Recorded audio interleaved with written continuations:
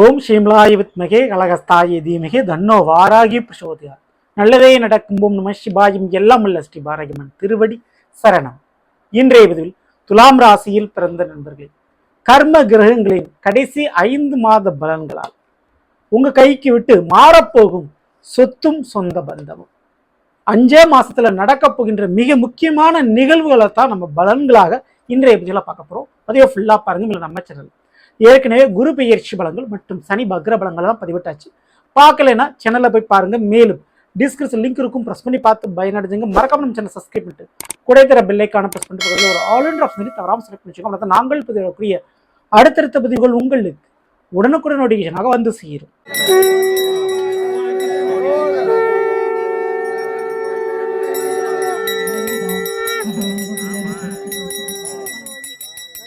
சிவமயமாக தெரிகிறதே, சிந்தையில் சிவயோகம் வருகிறதே.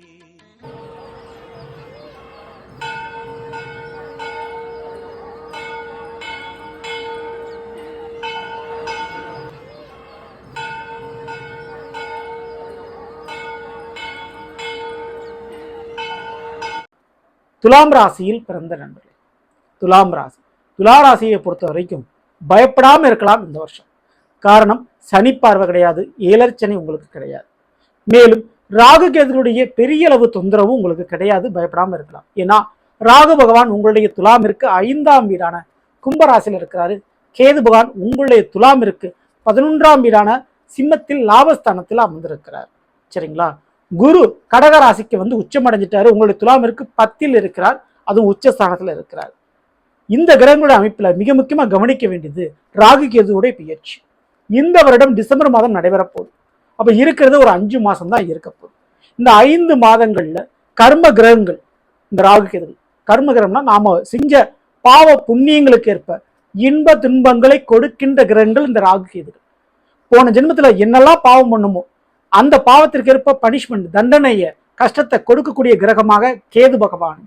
போன ஜென்மத்துல என்னெல்லாம் நல்ல காரியம் பண்ணமோ அந்த நல்ல காரியத்திற்கு ஏற்ப இந்த ஜென்மத்துல ஒரு அதிர்ஷ்டத்தையும் நல்ல யோகத்தையும் கொடுக்கக்கூடிய கிரகமான ராகு பகவானும் இருக்கிறார்கள். அதனால தான் ராகு போல் கொடுப்பார் இல்லை, கேதுவை போல் கெடுப்பார் இல்லை அப்படின்னு சொல்லுவாங்க. சரிங்களா? சரி, அப்படிப்பட்ட ராகு உங்களுடைய துலாமிற்கு 5ஆம் வீடான பூர்வ புண்ணிய ஸ்தானத்துல அமர்ந்திருக்கிறாரு. இந்த வருடம் நிச்சயமா நீங்க செஞ்ச புண்ணிய பலன்கள்லாம் பேச ஆரம்பிக்கும், உங்களுக்கு பலனை கொடுக்க ஆரம்பிக்கும். 5ஆம் வீடு குழந்தைகளை சொல்லக்கூடிய ஒரு வீடு. அதுல ராகுவன் அமர்ந்திருக்கிறாரு. தன்னுடைய நட்சத்திரமா சதய நட்சத்திரம் பயணிக்கிறார். அப்போ முதல்ல பிள்ளைகளுடைய பிரிவு ஏற்படும். கைமாறும் சொந்தம் அப்படின்னு சொல்லலாம். என்னங்க பிள்ளைகளுடைய பிரிவு ஏற்படுனா என்னங்க பெருசா கஷ்டம் வருமா அப்படின்னு பயப்பட வேண்டாம்.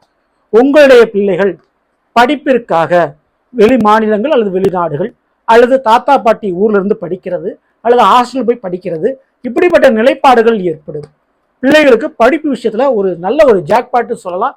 எதிர்பார்த்த மாதிரி பெரிய ஒரு துறையில பெரிய ஒரு ப்ரொஃபஷனல்ல படிக்கக்கூடிய ஒரு வாய்ப்பு உங்களுடைய பிள்ளைகளுக்கு கிடைக்கும். 2வது, உங்க பிள்ளைகளுக்கு ஒரு திருமணம் பண்ணணும் அப்படின்னு நீங்க வெயிட் பண்ணிட்டு இருப்பீங்க. ரொம்ப நாளா வரன் தேடிக்கிட்டு இருப்பீங்க. அந்த வரன் கைகூடும்.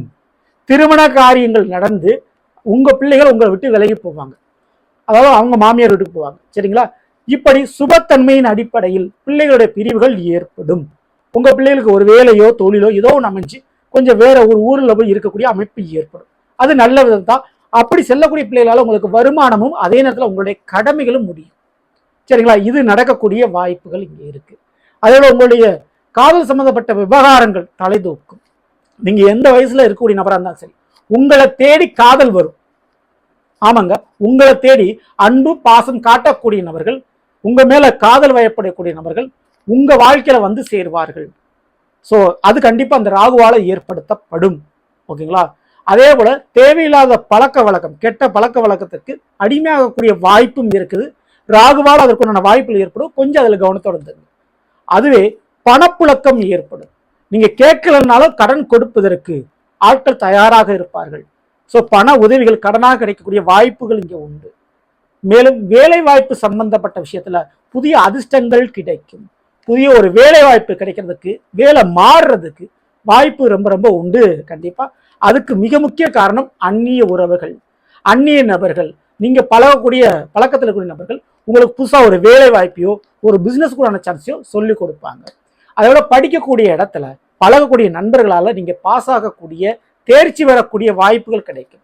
அப்போ கூட சேர்ந்து படிக்கிற ஒரு அமைப்பு கண்டிப்பாக ஏற்படும். ஓகேங்களா? ஸோ இதற்கு அடுத்தபடியாக கேது பவனை பற்றி பார்த்துருவோம். கேது பகவான் எங்க இருக்கிறாரு? 11ஆம் இடம் சிம்ம ராசியில் லாபஸ்தானம் அமர்ந்திருக்கிறார்.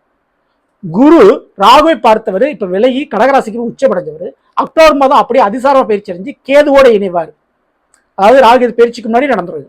சிம்ம ராசியில கேது குருவோடு இணைவார். மேலும் அதற்கு முன்பதாக ஆவணி மாசம் சூரியனும் கேதுவோடு இணைவார்.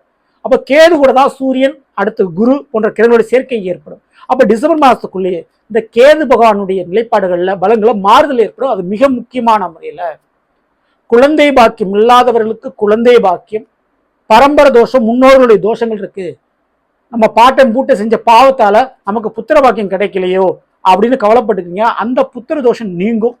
காரணம் குருவினுடைய திருவருளால் 11 இருக்கக்கூடிய கேதுவான். ஓகேங்களா? ஸோ இதற்கு அடுத்தபடியா அரசாங்க சட்ட சிக்கல்கள் சார்ந்த பிரச்சனைகள் சரியாகும். பூர்வீக சொத்துக்கள் கைமாறும். அதாவது இருக்கிற சொத்தை வித்துட்டு புதுசா சொத்து வாங்குறதுக்கோ அல்லது பூர்வீக சொத்துக்கள் பிரச்சனை தீவிரமா போய்கிட்டு இருந்துச்சுன்னா சிறிய பேச்சுவார்த்தைகள் சில செட்டில்மெண்ட் மூலமா நீங்க விலகிக்கிறதுக்கு வாய்ப்பு உண்டு. ரொம்ப வருஷமா ஒரு கோர்ட்டு கேஸ் வழக்கு நடந்துட்டு இருக்கு, சொத்துக்காக அல்லது திருமண வாழ்க்கைக்காக அல்லது தொழிலுக்காக நடந்துகிட்டு இருந்துச்சுன்னா ஒரு செட்டில்மெண்ட் மூலமா அது முடிவடையும் இந்த வருடம். அதை முடிச்சு கொடுத்துட்டு தான் கேதுவான் அடுத்த பயிற்சி அடைவார். அது கண்டிப்பா நடக்கும் இந்த துலா ராசிக்காரர்களுக்கு. இதுல கவனிக்க வேண்டியது என்னன்னா, கேது அமர்ந்திருக்கக்கூடியது சிம்ம ராசியில தன்னுடைய நட்சத்திரமான மக நட்சத்திரத்துல. அப்ப ஆன்மீக தொடர்பு, வெளிநாட்டு தொடர்பு, மருத்துவத்துறை சம்பந்தப்பட்ட தொடர்பு, இந்த 3 விஷயத்துல ஏதாவது ஒரு விஷயத்துல நீங்க தொடர்பு ஏற்படுத்தி வேலையோ தொழிலோ பார்த்துக்கிட்டீங்கன்னா உங்களுக்கு மிகப்பெரிய ஜாக்பாட் இருக்குது. மிகப்பெரிய ஒரு நல்ல காலம் சொல்லலாம். பெரிய அளவு லாபங்கள் பார்க்க முடியும். ஸோ ஆன்மீக சம்பந்தப்பட்ட பிசினஸ் துறையிலையோ அல்லது மெடிக்கல் மருத்துவத்துறையிலையோ அல்லது வெளிநாடு சம்பந்தப்பட்ட வேலையோ பிசினஸோ பண்ணிக்கிட்டு இருக்கீங்கன்னா அதுல பெரிய அளவு நன்மை இருக்கு. ஓகேங்களா? ஸோ இதற்கு அடுத்தபடியா மறுமண வாழ்க்கை, செகண்ட் மேரேஜ். ஏன்னா 11 இருக்கக்கூடிய கேது 2வது திருமண வாழ்க்கையை உங்களுக்கு ஏற்படுத்தி கொடுப்பார். நல்ல விதத்தில் அது நல்லது நடக்கும். சரிங்களா? ரொம்ப மெச்சூரிட்டியா, ஏன்னா அடிபட்டு அனுபவப்பட்டுட்டீங்க, பக்குவப்பட்டீங்க இல்லையா? ஸோ இனிமேல் சந்திக்கக்கூடிய ஒரு நபர்கள், உங்களுக்கு அறிமுகமாகக்கூடிய நபர்கள், ஏற்கனவே உங்களுக்கு காதலை செல்லக்கூடிய நபர்கள் தொடர்புக்கு வருவாங்கன்னு சொல்லியிருந்தேன். அந்த நபர்கள் மூலமாக கல்யாணத்தில் அது முடிவடையும். கண்டிப்பா உண்டுங்க. ஏமாற்றம், தோல்வி, துரோகத்தை சந்தித்தவர்களுக்கு வாழ்க்கையில மிகப்பெரிய அனுபவம் என்பது பாடமாக அமையும். அந்த பாடத்திற்கு பிறகு அதை நீங்க பட்ட பிறகு, கஷ்டப்பட்ட பிறகு அமையக்கூடிய வாய்ப்பு, கிடைக்கக்கூடிய வாய்ப்பு, நல்ல ஒரு உறவையும் வாழ்க்கையும் உங்களுக்கு ஸ்டாண்டர்டாக நிரந்தரமான முறையில் அமைக்கும். அப்போ துலாராசிக்காரர்களுக்கு இந்த டிசம்பர் மாதத்திற்குள் கேதுவான் நிரந்தரமான ஒரு வேலையும் தொழிலையோ அல்லது மிக முக்கியமா வாழ்க்கையோ உருவாக்கி கொடுத்துருவாரு. அதுல எந்த மாற்று கருத்தும் இல்லை. அப்போ நீங்க என்னங்க பண்ணணும் அப்படின்னா, இந்த டிசம்பர் மாதம் வரை நிச்சயமா விநாயகருடைய வழிபாடு தவறாம பண்ணிக்க. சங்கடகர சதுர்த்தி அன்று விநாயகருக்கு வெள்ளை எருக்கன் பூமாலை சாற்றி வணங்கி விட்டு வாருங்கள். அது ரொம்ப ரொம்ப விசேஷம். சங்கடகர சதுர்த்தி பூஜை நடக்கும்போது, அபிஷேகங்கள் நடக்கும்போது விநாயகருக்கு தயிர் அபிஷேகங்கள் செய்யுங்க. அதெல்லாம் உங்க வாழ்க்கையில் இருக்கக்கூடிய அவமான பிரச்சனைகளை சரி பண்ணி கொடுக்கும். அதே போல உங்களுடைய வாழ்க்கையில நீங்க யாரெல்லாம் சந்திக்கிறீங்களோ, உடல் குறைபாடு உள்ளவர்களை யாரெல்லாம் சந்திக்கிறீங்களோ, உங்களோட யார் பழக்கமா இருக்கிறாங்களோ, அப்படி நெருங்கி பழகக்கூடியவர்கள் அல்லது உங்களுக்கு அறிமுகமாகக்கூடியவர்கள், உடல் ஊனமானவர்கள், அப்படிப்பட்டவர்களுக்கு உங்களால் முடிந்த உடை தானம், நீங்க அவங்களுக்கு ஏற்ற மாதிரி ட்ரெஸ் வாங்கி கொடுங்க. இது குறிப்பிட்ட சனிக்கிழமை புதன்கிழமை அன்னைக்கு செய்யுங்க. அப்படி செய்யும்போது மிகப்பெரிய அளவு வாழ்க்கையில் உங்களுக்கு ஒரு சேஞ்சஸ் நடக்கும். சரிங்களா?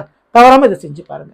இந்த பதிவு பிடிச்சிருந்தா லைக் பண்ணுங்க, மற்ற நம்பர் ஷேர் பண்ணுங்க. இது போல ஒவ்வொரு ராசிக்கு உண்டான பலங்களை தெரிஞ்சுக்கணும்னா மறக்காம நம்ம சேனலை சப்ஸ்கிரைப் பண்ணி வச்சுக்கோங்க. அடுத்த சந்திப்போம். நன்றி, வணக்கம். நல்லதே நடக்கும். நம சிவாயும். எல்லாம் ஸ்ரீ பாரதி திருவடி சரணம்.